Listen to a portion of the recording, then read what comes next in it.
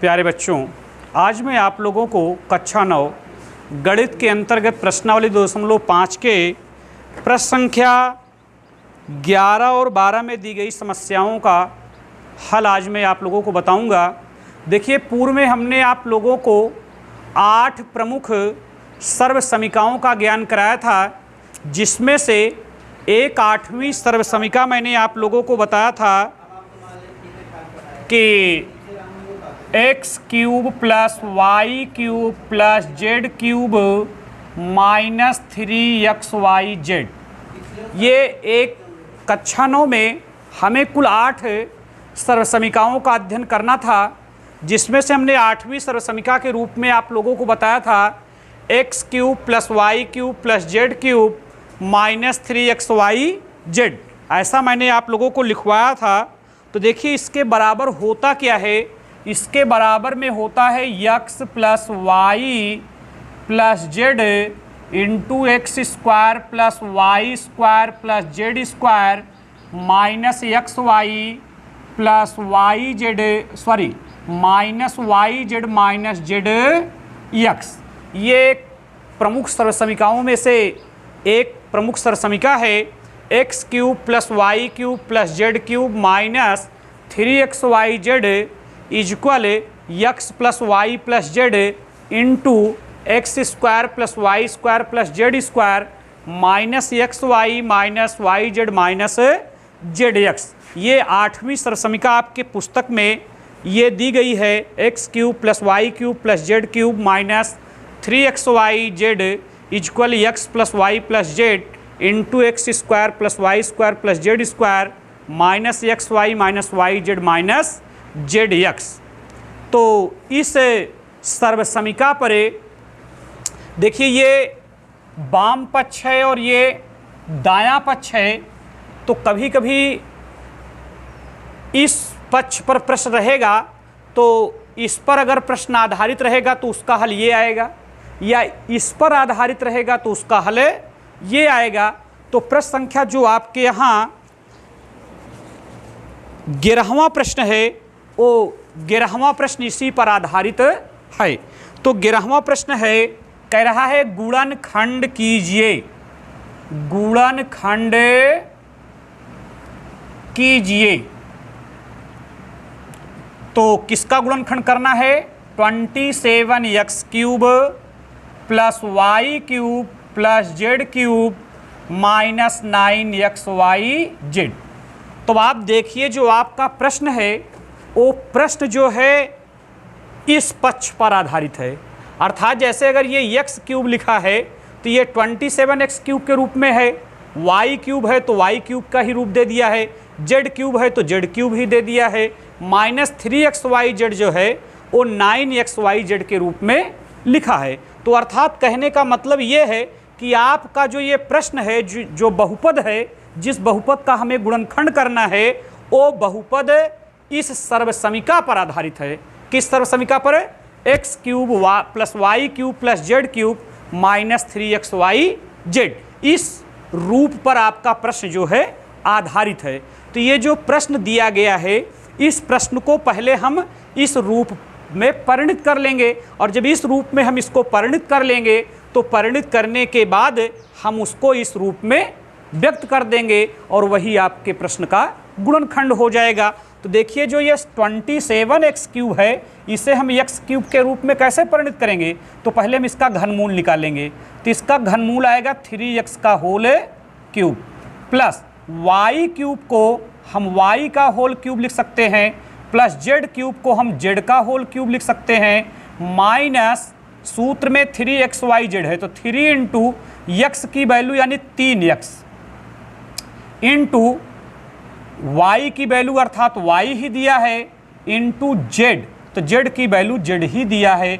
अब आप देखिए, तो ये 3 त्रिका 9xyz आ गया। तो देखिए, जो 9xyz प्रश्न में दिया है वो 3xyz के रूप का है, और प्रश्न में जो z क्यूब दिया है वो z क्यूब के तुल्य है, जो y क्यूब दिया है y क्यूब के तुल्य है, और जो ये 27x क्यूब दिया है वो x क्यूब के तुल्य है। तो यहाँ देखिए, अक्षर बदलकर भी तो सूत्र बनाया जा सकता है ना। मान लीजिए अगर हम इसको a पढ़ें तो इसे हम a क्यूब पढ़ सकते हैं, इसे अगर हम b पढ़ें तो b क्यूब पढ़ सकते हैं, अगर इसे हम c पढ़ें तो c क्यूब पढ़ सकते हैं, -3। अब इसको हमको a पढ़ना पड़ेगा, इसको b और इसको c। तब बराबर सूत्र क्या बनेगा, अगर हम x cube plus y cube plus z cube minus 3xyz के स्थान पर अगर हम a cube plus b cube plus c cube minus 3abc अगर ऐसा कहें तो इसके बराबर क्या फार्मूला बनेगा, तो इसके बराबर बनेगा या जैसे इसमें x plus y plus z है वैसे इसमें क्या प्राप्त हो जाएगा, a plus B plus c प्राप्त हो जाएगा।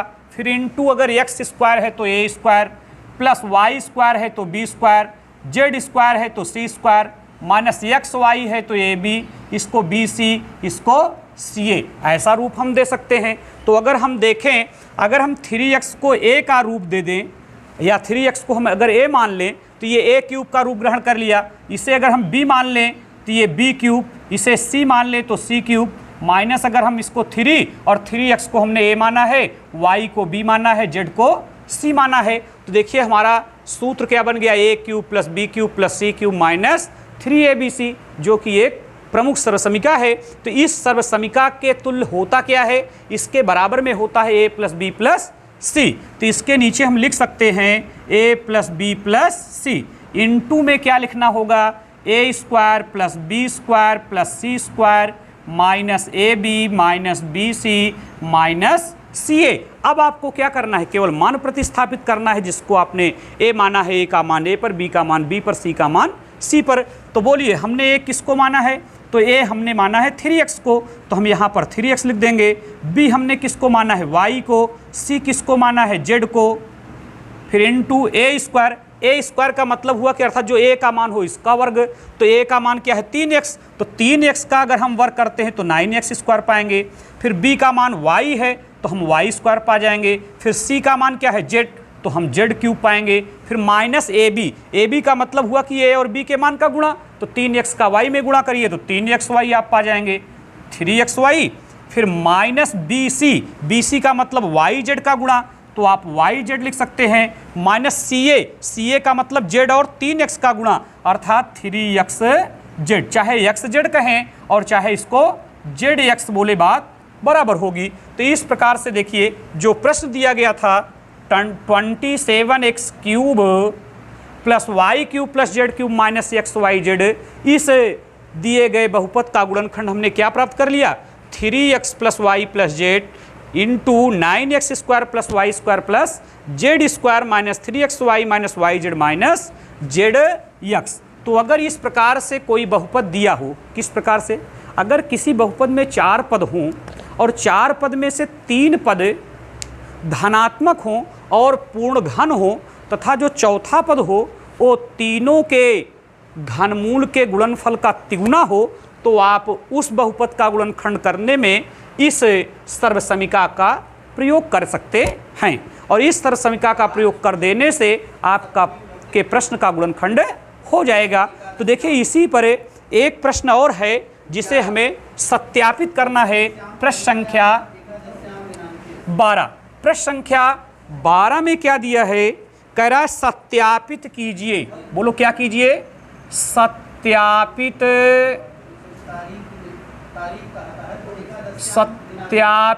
कीजिए। तो सत्यापित कीजिए में क्या लिखा है, x cube plus y cube plus z cube minus 3xyz, इसके बराबर सत्यापित क्या करना है, 1/2 ब्रैकेट्स में x plus y plus z, फिर बड़े ब्रैकेट्स में x माइनस वाई का whole square plus y minus z का होल स्क्वायर, फिर प्लस z माइनस एक्स का होल स्क्वायर। देखिए ये प्रश्न थोड़ा से कठिन है, इसको सत्यापित करना इतना आसान नहीं है, लेकिन अभी जो आप लोगों ने पूर्व प्रश्न को हल करने में जिस सर्वसमीका का आपने प्रयोग किया उसी सर्वसमीका पर आधारित ये प्रश्न है। कह रहा है सत्यापित कीजिए, माने इस सूत्र को इसके बराबर आप सत्यापित करिए। तो अभी आप देखिए हम LHS नोट करते हैं, LHS माने लेफ्ट हैंड साइड, तो x cube plus y cube plus z cube minus 3xyz, ये आपका बायां पक्ष है LHS जिसको हम बोलते हैं लेफ्ट हैंड साइड। तो देखिए इसके बराबर अभी आपको एक सूत्र बताया गया, बोलो क्या सूत्र बताया गया, इसके बराबर बताया गया x plus y plus z, और क्या बताया गया ब्रैकेट्स में x square plus y square plus z square minus x y minus y z minus z x, ऐसा आपको बताया गया। तो भाई हम तो x cube plus y cube plus z cube minus 3xy पर ये बात तो हम लिख सकते हैं ना। अब इस बात को अगर हमने लिख दिया तो हमें देखिए सिद्ध क्या करना है, 1/2 into x plus y plus z, अर्थात जो ये x plus y plus z है इसके पहले 1/2 इंटू के रूप में लाना है। फिर देखिए जो ये x square plus y square plus z square minus x y minus y z minus z x लिखा है उसको इस रूप में परिणित करना है। तो सवाल उठता है कि ये कैसे परिणित होगा। तो आप लोग ये समझिए कि जो ये x plus y plus z लिखा है इसे अभी हम ज्यों कहते हो ऐसे लिख लेते हैं। अब देखिए इनटू, अब देखिए इस ब्रैकेट्स में जो पद लिखे गए हैं इसमें हम एक कार्य करेंगे। बोलो क्या कार्य करेंगे? 2 से इसके पदों में हम गुणा कर देंगे।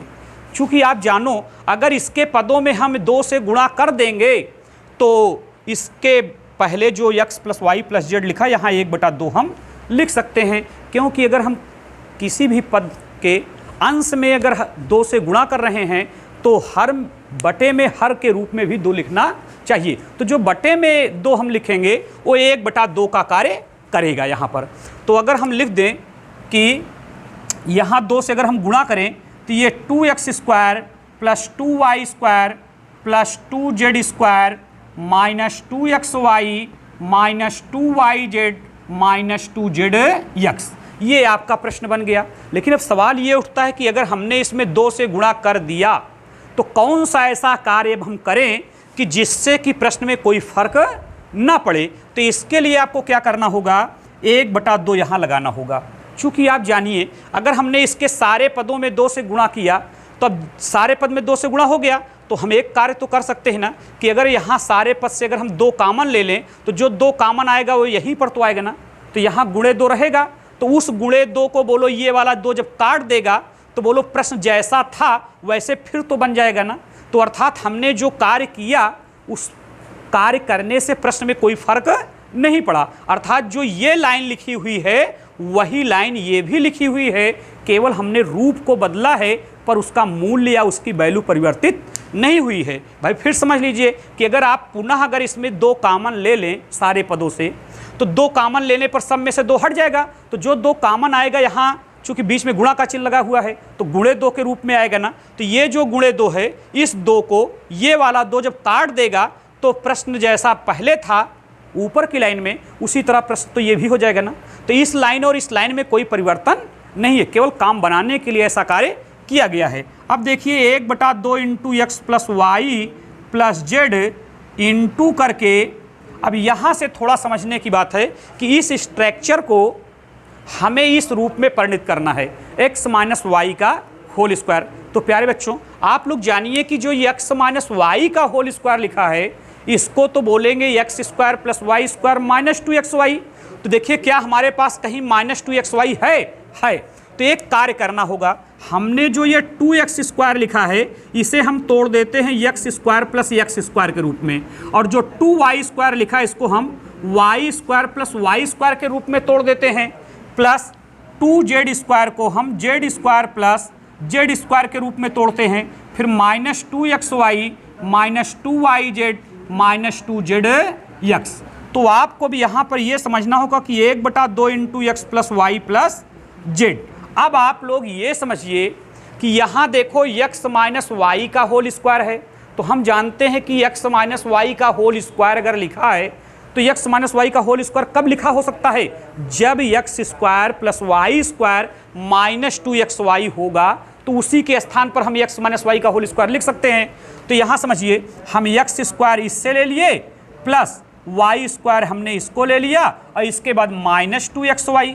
तो अगर अब माइनस 2xy हमारे पास विद्यमान है तो देखिए हमने पहले से x स्क्वायर ले लिया, यहाँ से y स्क्वायर ले लिया और यहाँ से 2xy ले लिया। तो x square plus y square minus 2xy जो ये है इन तीनों के स्थान पर हम लिख सकते हैं x माइनस वाई का होल स्क्वायर। इसी तरह अगला वाला देखिए y माइनस जेड का अगर होल स्क्वायर है तो y माइनस जेड का होल स्क्वायर कब होता है, जब y square plus z square minus 2yz होगा ना।